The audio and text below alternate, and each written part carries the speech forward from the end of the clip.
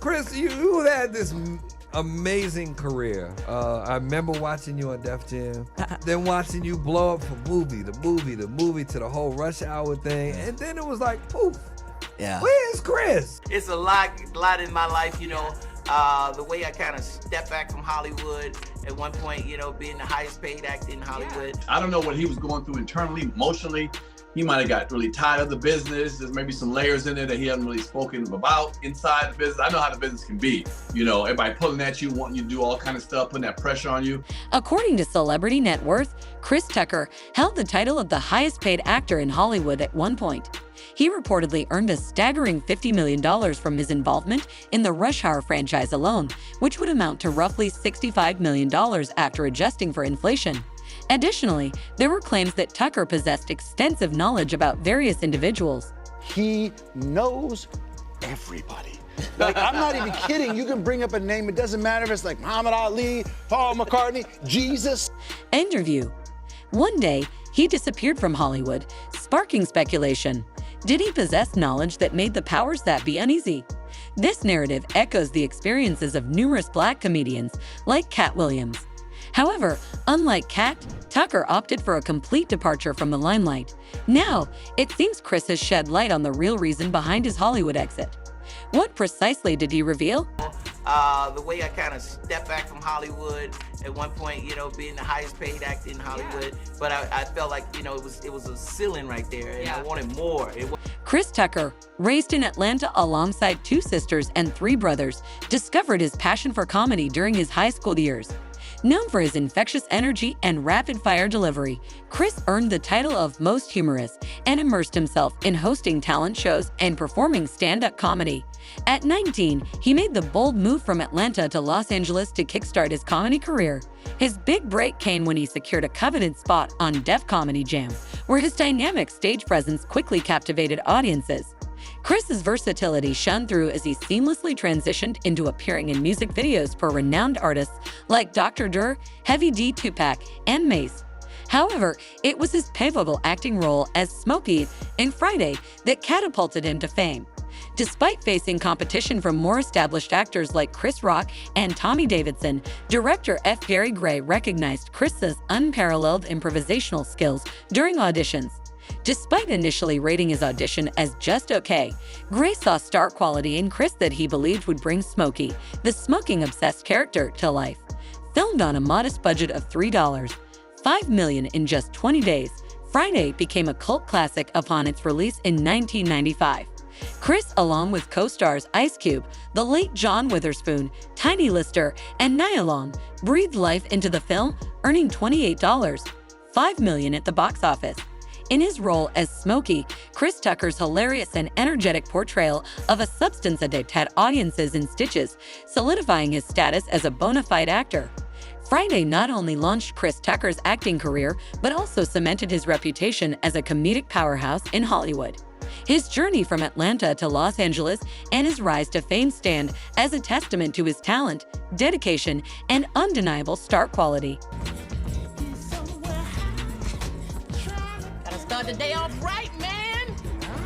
In a stark departure from his clean-cut comedy routines, Chris Tucker showcased his impressive range and versatility as an actor. It became evident that he was more than just a one-trick pony, and the world took notice. However, it was the pivotal year of 1997 that marked the turning point in Tucker's career. He had not one, not two, but three hit movies released in the same year, catapulting him into the spotlight as a Hollywood sensation. Tucker starred in The Fifth Element, an action-packed sci-fi extravaganza that showcased his ability to carry a big-budget blockbuster. Following this success, he delighted audiences with Money Talks, a hilarious comedy that had viewers rolling in the aisles. Just when it seemed Tucker couldn't get any better, he graced the screen in Quentin Tarantino's Jackie Brown, proving his ability to hold his own alongside veteran actors in a gripping crime drama. By this time, Tucker's career had exploded, and he became a beacon for aspiring actors. Even Hollywood elites like Jamie Foxx looked up to him. In fact, Foxx recounted an incident where Tucker left him shaken. The defining moment reverberated through Foxx's career as Tucker swiftly claimed the spotlight. Fox, celebrated for his exceptional flair and artistic versatility, found himself profoundly disconcerted by this unexpected turn of events. During a candid appearance on The Late Show with Stephen Colbert, Fox reflected on a pivotal moment when fame briefly swelled his ego. This moment stemmed from Tucker's rise, highlighting the unpredictable nature of success in the entertainment industry. During his tenure on In Living Color, Jamie Foxx candidly recounted his astonishment upon first encountering Chris Tucker on stage. He humorously recalled the moment, stating, "Who is that on stage?" I said, "Because I just came up. I'm Jamie Foxx. Who could that be? Funny you didn't mean." And I opened that door. It was a skinny little black dude with a tank top on. It didn't fit. It was Chris Tucker. Tucker's undeniable liveliness shook Fox, making him realize his own comedic limitations. This incident unfolded amidst their shared passion for comedy, with Tucker already making waves in the comedic realm with his unique style and infectious energy. Tucker's unapologetic authenticity caught Fox off guard, prompting him to reassess the balance between fame and humility. The encounter served as a defining moment for Fox, highlighting the vulnerability even seasoned performers face in Hollywood's unpredictable landscape. Tucker's ability to leave such a lasting impression on Fox underscored the profound impact of genuine talent.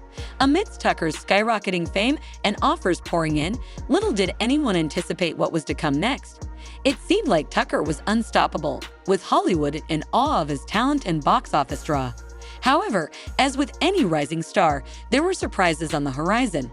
Beneath the surface, Tucker was feeling increasingly confined. In Hollywood, success often exacts a price. Despite the notion that actors wield control over their careers, the reality is that they frequently find themselves subject to the whims of powerful producers, directors, and studios. For Tucker, this translated into a barrage of similar roles, ones that capitalized on his comedic flair but failed to delve into the depths of his abilities. Gossip columns ignited with rumors of Tucker's reluctance to accept certain roles. He grew discerning, rejecting lucrative offers that didn't align with his vision for a diverse and substantive career. Some insiders dubbed him as picky, while others viewed it as a rebellion against typecasting. As time passed, Tucker's retreat from the silver screen only intensified the rumor mill. Despite sporadic appearances hosting award shows and releasing a Netflix stand-up special, many questioned whether this was sufficient to silence the whispers. Fans speculated about a potential grand comeback, while critics pondered if his star had dimmed. In truth, Tucker was playing a perilous game in an industry renowned for its capriciousness. Hollywood's track record of pigeonholing Black artists into stereotypical roles perpetuated racial biases and curtailed opportunities for genuine representation. The casting choices imposed on Tucker by Hollywood became a restrictive force, confining him to roles that perpetuated racial stereotypes. These roles reduced him to caricatures, preventing him from evolving as an actor and exploring diverse characters. Instead of allowing Tucker to grow, Hollywood seemed trapped in a cycle of typecasting, unwilling to let him transcend the boundaries of these limiting roles. Tucker's journey in Hollywood, particularly his role in the Rush Hour trilogy, propelled him to the height of fame. However, he found himself disillusioned by the industry's constraints. He recognized the need to break free from these limitations and pursue a more fulfilling path. Thus, Tucker made a deliberate choice to step back from the spotlight, seeking meaning beyond the confines of Hollywood's expectations. His decision to retreat wasn't about rejecting success, but about embracing a broader perspective on life. Through personal experiences, global travel, and humanitarian endeavors, Tucker sought to make a positive impact on the world. In interviews, such as the one with My Classics ATL, Tucker emphasized the importance of contributing positively to society, transcending the pursuit of personal accolades. Many were puzzled by Tucker's voluntary withdrawal from the glamorous world of Hollywood. However, his motivation stemmed from a desire for autonomy and authenticity. He refused to be controlled by an industry that dictated not only his career trajectory, but also influenced his personal choices. In essence, Tucker's journey reflects a quest for freedom from the constraints of Hollywood's dominance. His story serves as a reminder of the importance of personal growth, self-discovery, and the pursuit of a purpose beyond societal expectations. Tucker's story reflects a narrative of resistance against Hollywood's control and the industry's tendency to pigeonhole performers, especially Black artists, into stereotypical roles. His choice to pursue independence and authenticity over conformity demonstrates a significant shift in the dynamics between actors and the entertainment industry. Tucker's resistance to conforming to Hollywood's authority is highlighted by his deliberate decision to break free from its constraints. By rejecting roles that limited his expression and perpetuated harmful stereotypes, he asserted his autonomy and sought roles that allowed him to showcase his depth and humanity. The issue of emasculation faced by Black artists in Hollywood underscores broader societal challenges related to representation and stereotypes. Tucker's experience of being pushed into roles that emphasize humor over depth reflects the industry's narrow perceptions of Black masculinity and its reluctance to offer diverse and multidimensional portrayals of Black characters. His embrace of Christianity further complicated his relationship with Hollywood as it influenced his decision-making process regarding the roles he accepted. By prioritizing his spiritual journey and seeking to be a positive role model, Tucker challenged industry norms and expectations, sparking discussions about the intersection of faith, identity, and career in Hollywood. Tucker's journey serves as a reminder of the complexities inherent in the entertainment industry and the ongoing struggle for representation, authenticity, and agency. His resilience and commitment to pursuing meaningful roles contribute to broader conversations about diversity, inclusion, and the power dynamics within Hollywood. During the late 90s and early 2000s, diversity in the entertainment industry often served as a double-edged sword, particularly for talented Black artists like Chris Tucker. While these artists possessed immense potential, they found themselves constrained within predefined roles that perpetuated harmful stereotypes, limiting the exploration of their full range of abilities. Their careers were often dictated by decision-makers in Hollywood who had little regard for their true talents and interests. It was a system where they were mere puppets, manipulated by forces beyond their control. The power dynamics in Hollywood left Black artists like Tucker feeling trapped, unable to break free from the confines of typecasting. They were expected to fulfill roles that reinforced societal expectations rather than challenging them. Moreover, reports suggested that Hollywood elites treated their actors as jesters in a medieval court, exerting control over their lives and careers. One poignant example is Tucker's experience accompanying former U.S. President Bill Clinton on a trip to Africa. While the journey should have been a glamorous affair, Tucker found himself feeling more like a subservient jester than a respected companion. Throughout their travels, he couldn't shake the feeling of being bossed around by Clinton, reminiscent of a medieval court scenario where the actor played a subordinate role to a noble figure. Despite the humor Tucker may have infused into recounting his experiences, the underlying truth remains. Talented Black artists face significant challenges in asserting control over their careers and breaking free from the limiting roles imposed upon them by the industry and its powerful figures. Man, everywhere we went, he wanted me to do them. We in little parties at night. Tucker, come do me. Come do me. Come on over here. Well, every country we went to, finally I got tired. Tucker's entertaining of Clinton and his entourage with spot-on impressions of the former president initially appeared to be a lighthearted affair, but it soon became a recurring act at various gatherings and parties. However, beneath the surface, the power dynamics at play were deeply concerning. Tucker's willingness to entertain and accommodate Clinton's requests seemed to position him as subservient to powerful figures, particularly within the Hollywood elite. This situation raised questions about the extent to which actors, even A-list ones, might feel compelled to perform for the amusement of those in positions of influence. Tucker, once celebrated for his talent and unique voice in the industry, risked being overshadowed by his association with Clinton and his circle. The portrayal of Tucker as a mere entertainer, bowing to the whims of the powerful, undermined his stature as a respected actor with agency and individuality. The incident with Clinton was not an isolated one, but rather emblematic of a broader trend within the entertainment industry. Actors, especially individuals from marginalized communities like Tucker, often find themselves pigeonholed into roles that perpetuate stereotypes, diminishing their ability to break free from the confines of typecasting and exploitation. The criticism and cynicism surrounding Tucker's association with Clinton highlighted the troubling reality faced by many Black artists in Hollywood. Despite their talent and aspirations, they are often relegated to roles that serve the interests of those in power, perpetuating harmful narratives and limiting their creative expression. Tucker's subsequent hiatus from Hollywood was marked by personal struggles, culminating in a highly publicized incident in April 2005 when he was pulled over for speeding. This event underscored the complexities of fame and the pressures faced by individuals navigating the entertainment industry's unforgiving terrain. In essence, Tucker's journey reflects the broader challenges faced by artists striving to assert their identity and autonomy in an industry where power dynamics often dictate their trajectory.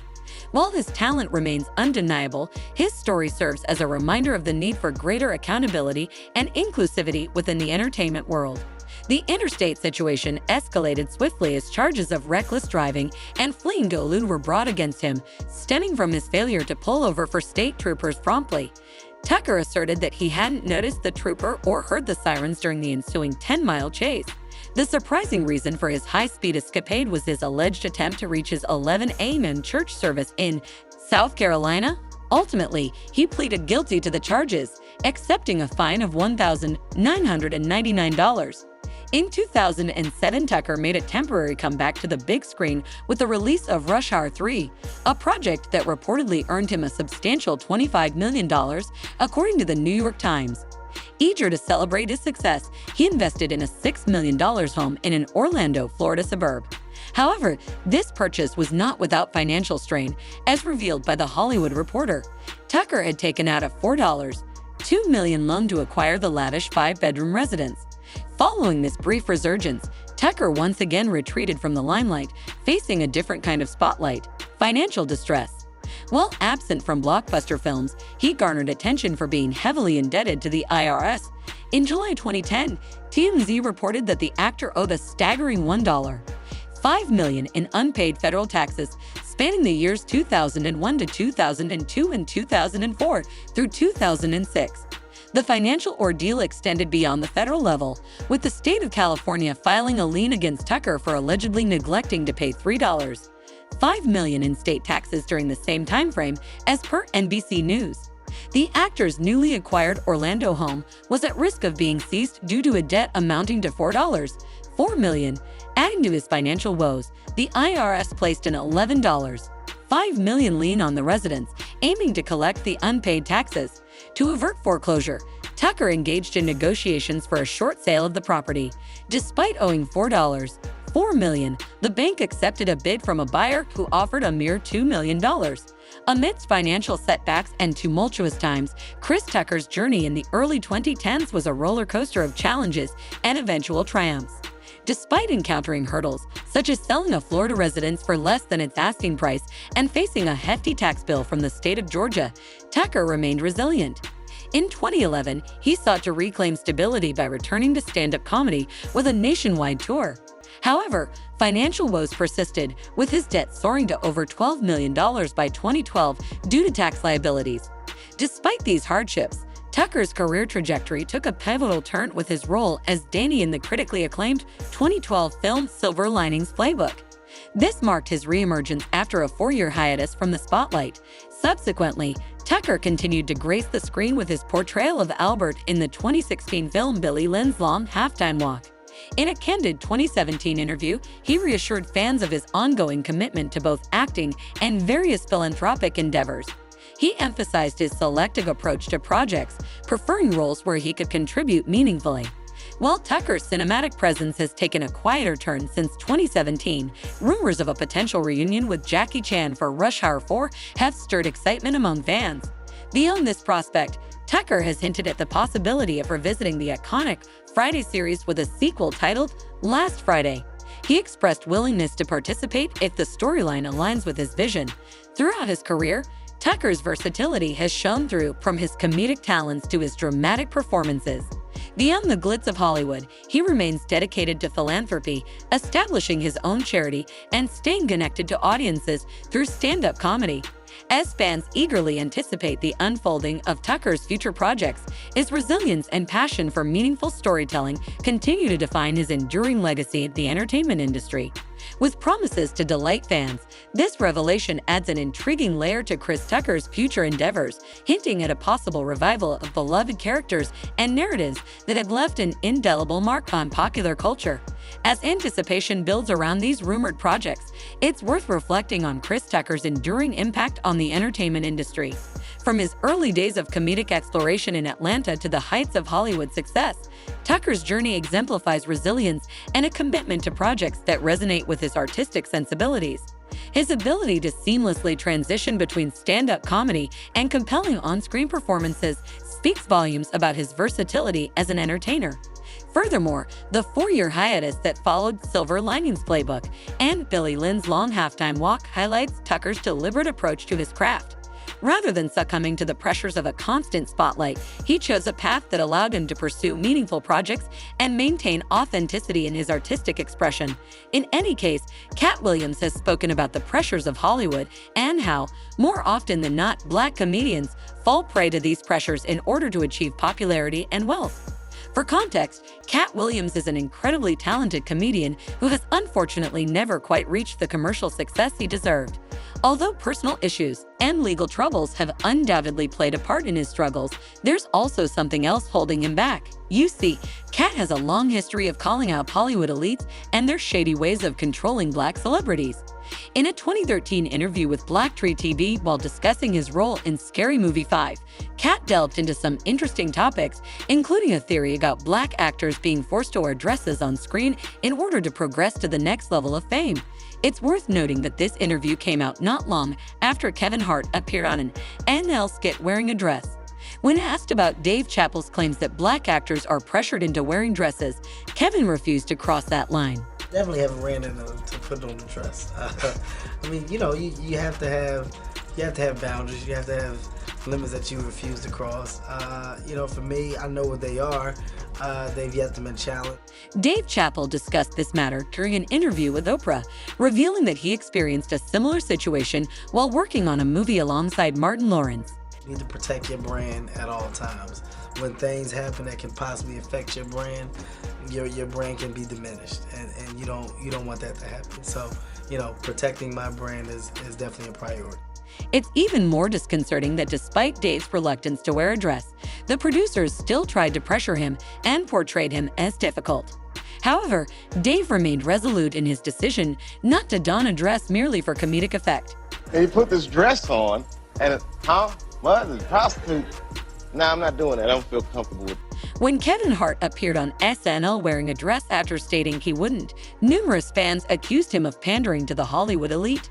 In response, Katt emphasized that the controversy extends beyond Hart. He wasn't the initial nor the final Black actor to don a dress before achieving Hollywood success. Wear the dress. I don't want to wear the dress. I want to wear this dress. You know what I mean? Oh gosh, it's so difficult. They leave. Following Kevin Hart's appearance in a dress on SNL, his career experienced a meteoric rise, securing him lead roles in blockbuster movies and packing arenas.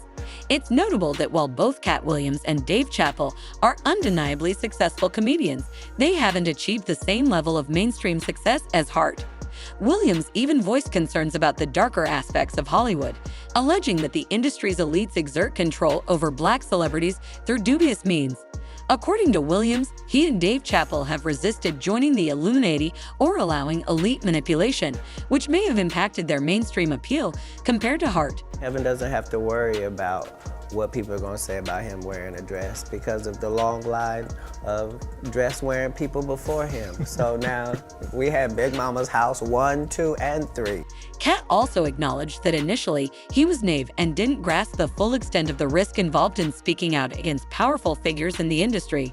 He had to learn through difficult experiences and numerous setbacks before he fully comprehended the magnitude of the adversaries he faced. Kevin doesn't have to worry about what people are going to say about him wearing a dress because of the long line of dress-wearing people before him. So now we have Big Mama's house 1, 2, and 3.